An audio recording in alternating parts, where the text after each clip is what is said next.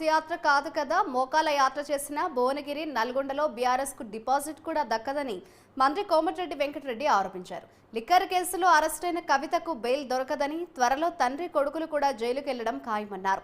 రాష్ట్రంలో BJP BRS పార్టీలకు కాలం చెల్లిందని, 10 ఏళ్లు అధికారంలో ఉండి అభివృద్ధి చేయలేని వారు ఇప్పుడేం చేస్తారని కోమటిరెడ్డి ప్రశ్నించారు. పార్లమెంట్ ఎన్నికల్లో 15 స్థానాలలో కాంగ్రెస్ పార్టీ విజయం సాధిస్తుందని ఆయన ఆశాభావం వ్యక్తం చేశారు. భువనగిరిలో ఉన్నది, ఆ తర్వాత మహబూబాబాద్ ఉన్నది. ఏది ఏమైనా సరే 13-14 సీట్లు గెలవాలన్నది మా లక్ష్యం. ఒక 2-3 సీట్లు బీజేపీకి వచ్చినా బీఆర్ఎస్కి ఒక సీట్లు కూడా రాదు.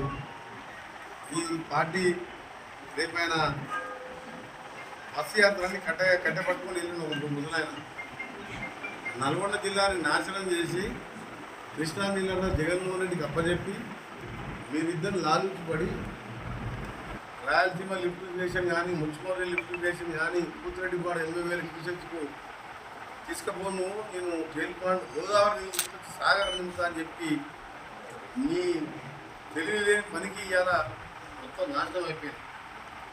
ఇలా కరువు తీసుకొచ్చిందే నువ్వు మొత్తం దక్షిణ తెలంగాణ. అందుకనే నీకు ఇప్పుడు ఇంతకుముందు చెప్పాను, మళ్ళీ చెప్పాను, 4 సీట్లు కొట్టాకొట్టిగా 2-3 వేలతో గెలుచుకున్నావు. అందులో మన జిల్లాకి చెందిన దరిద్రులు కూడా 3,000-4,000 గెలిచాడు. 300 కలిపి ఇవాళ ఏ పక్కన పెట్టుకొని మిర్యాలగూడ కూర్చున్నా అర్థమైతే లేదు. ఆయన ఇక్కడి నుంచే యాత్ర మొదలు పెడతాడు. మిర్యాలగూడలో అక్కడ బిఎల్ఆర్ గారు నామినేషన్ వేసి మధ్యలో వాళ్ళ అమ్మ చనిపోతే ప్రచారం చేయకుండా మా నాయకుడు శంకర్ నాయక్ గారు, మా అక్కడ ఉన్న నాయకులు తెలిసినే 50,000 మెజార్టీ వెళ్ళింది. సిగ్గుండాలి మిర్యాలగూడ పోతానికి. ఇలా సాగర్ నిండబెట్టాం, ఇలా మిర్యాలగూడ కూర్చున్నాం అంటే ఏమన్నా సిగ్గుందా కేసీఆర్ని?